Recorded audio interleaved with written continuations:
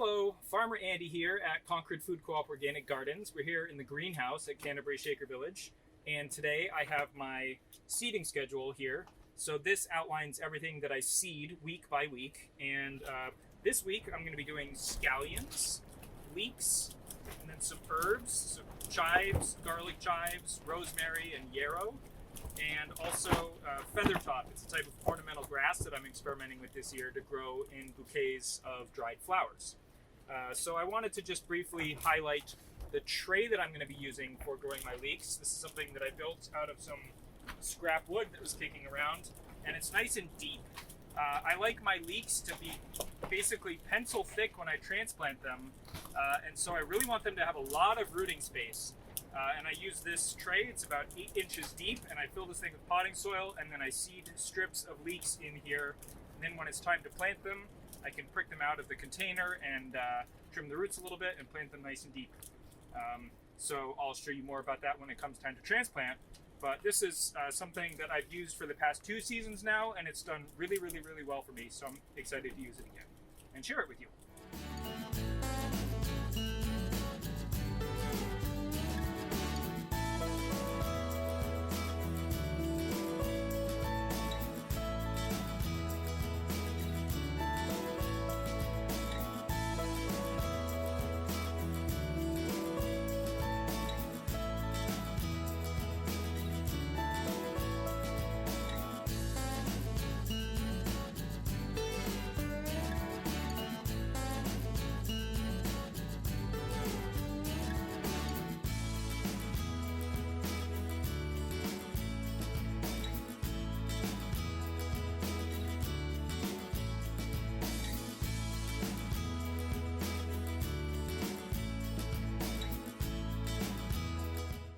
Today I'm experimenting with a tool that's fairly new to me, but it's an old tool. This is a grape hoe. This is probably about 9 inches wide, 4 or 5 pounds. It's a nice heavy hoe. It's kept sharp, and I'm going to be using this tool to chop in surface residue. I have straw mulch on top of these beds, and I want to get it incorporated into the soil a little bit. So I have this heavy, sharp hoe to help me chop this into the soil, get it distributed throughout, start it breaking down a little bit in the soil. It doesn't break down very quickly on top of the soil, but once you get it incorporated into the soil and exposed to more soil organisms, it'll break down faster. And this has a couple of benefits. It's going to help reduce the amount of disease pressure that might have built up and overwintered and survived on the straw surface itself. And then also it's going to increase the soil carbon a little bit, and that'll make the soil better for growing crops in the future. So that's a project for today, and I'll show you how it's done.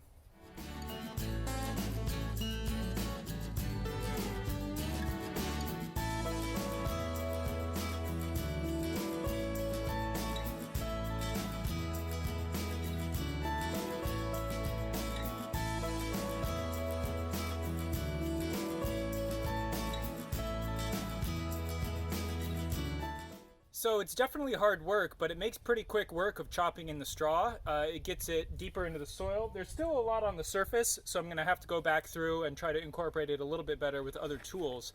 But that's good for the primary initial chopping. I found myself definitely breathing hard at times, and it reminded me of something that I read by Annie and Eric Nordell, who are farmers out of Pennsylvania, where in the springtime they try to do shallower plowing to let their horses get their strength and endurance back. They don't quite have the same musculature that they do in the summer, and the same goes for us, as we've been just getting sleepy and hibernating all winter long. So it's good to wake my body up again. I also enjoy that feeling of sweat, labor, and instead of using a rototiller, which would have done this in half the time, I really enjoy the fact that I can do this with my own body and I'm not using any fossil fuels. I find it tremendously satisfying. So I'm going to go ahead and fertilize this bed now and then try to incorporate the straw a little bit better. One thing to note, if you're incorporating material that has a high carbon content, anything that's sort of brown like straw or leaves, is that will cause an initial tie-up of nitrogen. It's just a factor of what's going on in the soil with the ratio of carbon to nitrogen and decomposition, and so the nitrogen becomes unavailable to plants for a little while.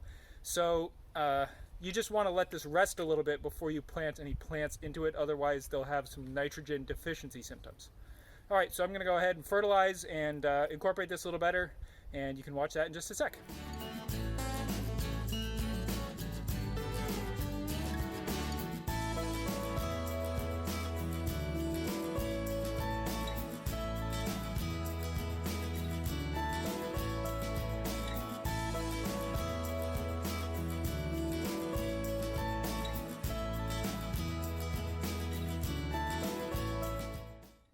So this is sort of a before and after. This is what the bed next to it looks like, and it's covered with straw. That's a good 2 or 3 inches of straw, and then underneath the soil is undisturbed, but it's fairly firm. I'm having trouble pushing my hand or my fingers into that.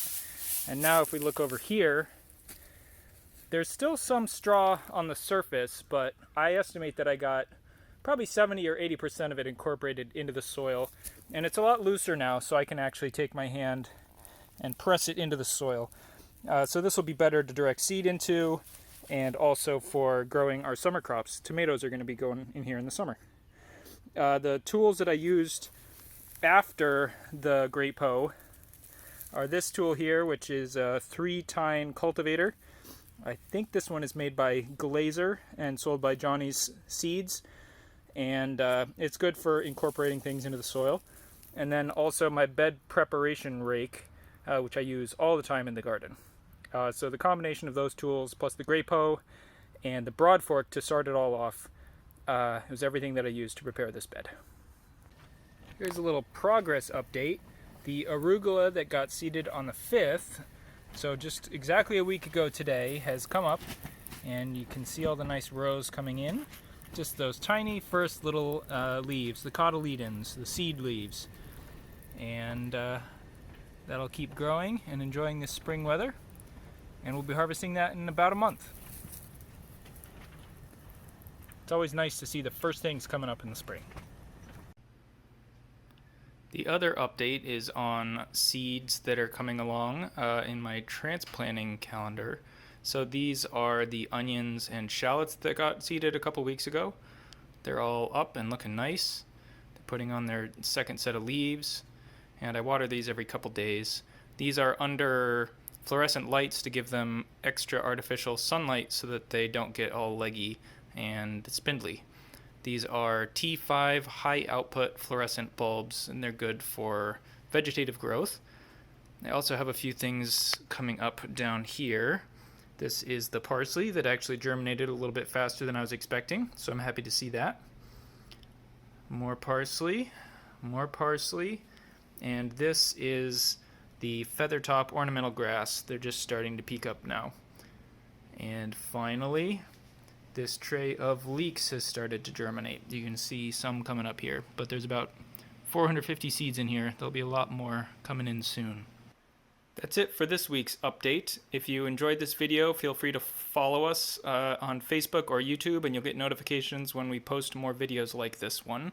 And if you have any questions or comments or ideas for things that you'd like us to cover in the future, just leave a comment, and we'll get back to you as soon as we can. Thank you so much, and I'll see you later. If you're in the mood for real food, it's Concord Food Co-op.